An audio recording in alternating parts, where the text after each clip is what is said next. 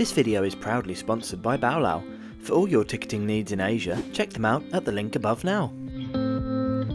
Today we're in northern Kazakhstan to explore the most random railway I've ever been on, and I bet you've never heard of it either. Tickets only cost 30 cents a ride, but I had to pay over $150 to make this journey, so come along with me and let's go and check it out together.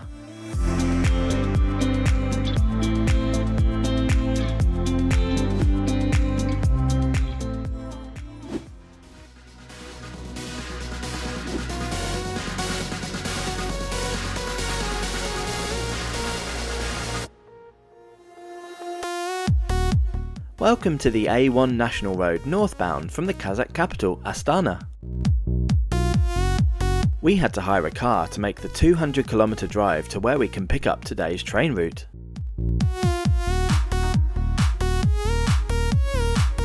This was a lot more expensive than anticipated, with the rental costs and petrol being over $150 in total.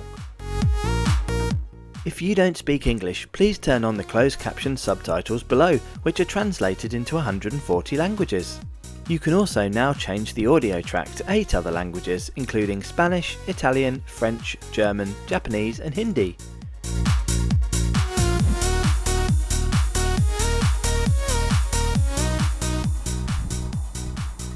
Welcome to Stepnogorsk.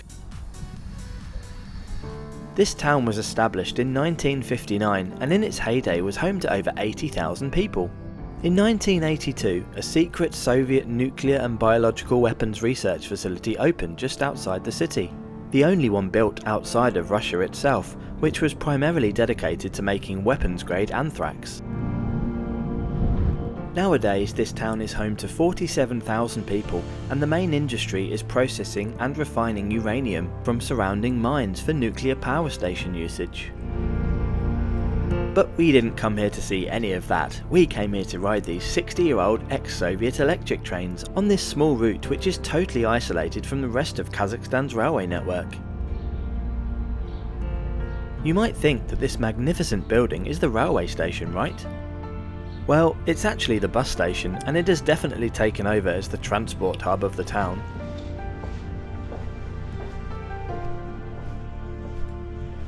Inside is the ticket office for the frequent Stepnogorsk-Astana intercity buses. Stepnogorsk sees a nearly non-existent long-distance train service now. At the time of filming, there were just 2 return services per month from Astana. Anyway, let's head to the platforms.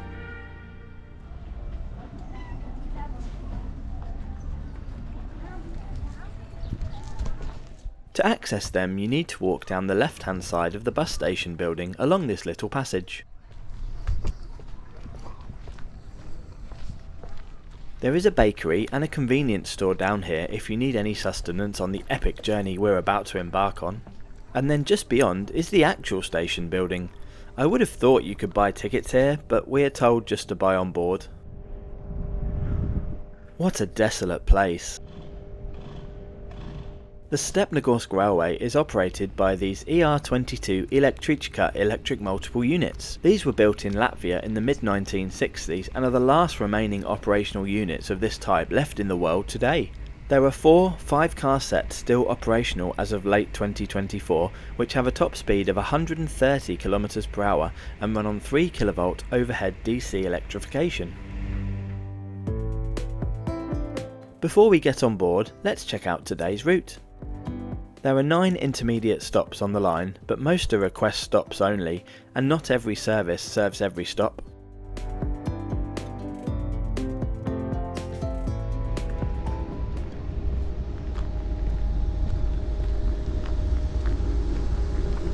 Boarding is pretty level with the platform, with just a small gap to cross, but I wouldn't go anywhere near saying that the system is barrier free.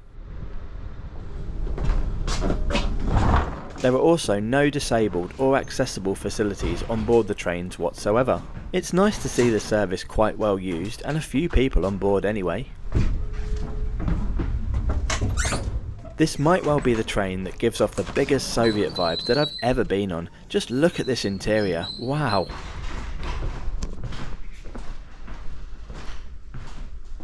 The seats, wooden benches, are certainly, something. I'm sure I'll survive for this short trip though.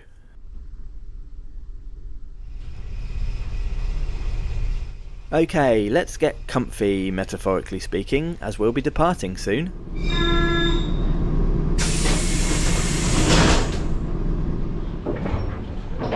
Today's route from Stepnogorsk to Zavodskoy is 24.6 kilometers in distance and is scheduled to take 47 minutes of travel time. The price of an adult single ticket is just 150 Kazakh Tenge, not that we've actually been able to buy one yet. Just listen to the whine of those traction motors.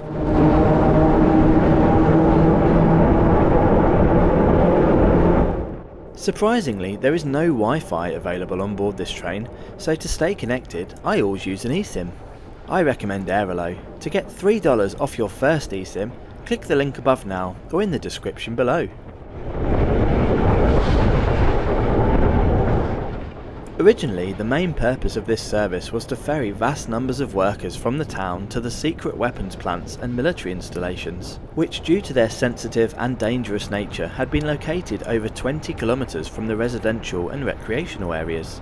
As well as people, the line was also used to transport freight and goods long distances between many locations all over the Soviet Union. Today, it is pretty much just used for taking workers to the industrial areas and domestic freight transport around Kazakhstan on a much smaller scale. Well, the legroom is, rubbish. The seats are, well, wooden benches. I hope I don't get a splinter. Redeeming features though, there's a padded back cushion and no holes in the floor. Phew.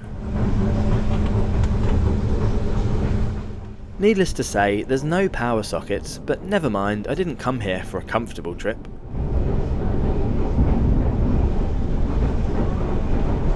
Ah, here comes the ticket lady, in full uniform of course.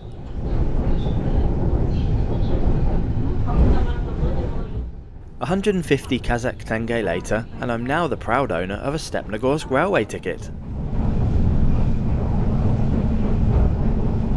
With the opening windows providing a lovely breeze, we can look out and see the Stepnogorsk town sign that we stopped at in the car on the way in earlier.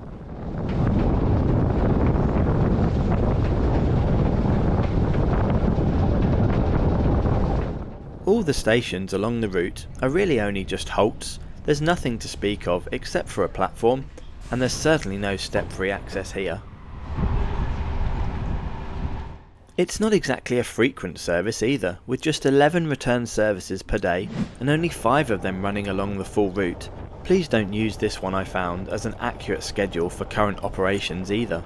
The timetable is still geared towards serving shift workers on their commutes from the town to the industrial area and back. But that's okay, it's still bloody cool just to get to ride it.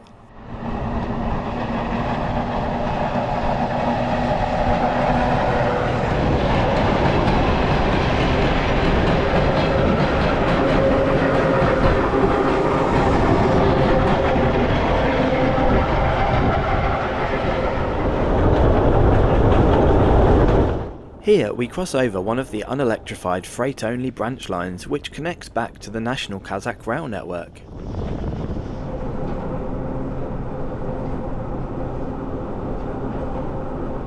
I wonder how long it's been since this AC worked.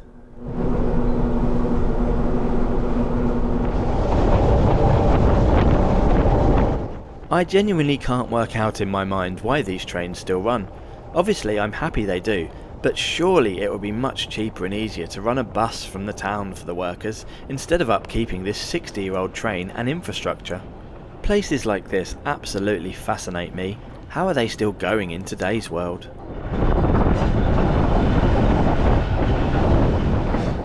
We are now entering the main industrial areas towards the end of the line, where the train does a 180-degree loop back on itself.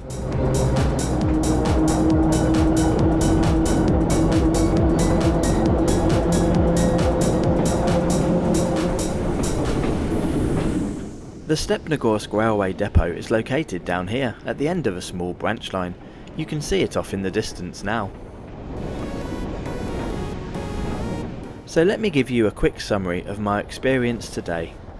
What a fun time. Yes, it was an expensive little day out having to get here from Astana, but well worth it. You could take the bus, but you'd probably have to stay over then. Every year, many of these quirky little railways are shutting down for good, so ride them while you still can. We arrive at Zavodskoy on time after a fun ride here from Stepnogorsk aboard this little guy. Have you explored any random or weird railway networks before? If so, which ones? How did you find them? Let me know in the comments below. Don't forget to subscribe, and thanks for watching to the end, and I'll see you in the next video.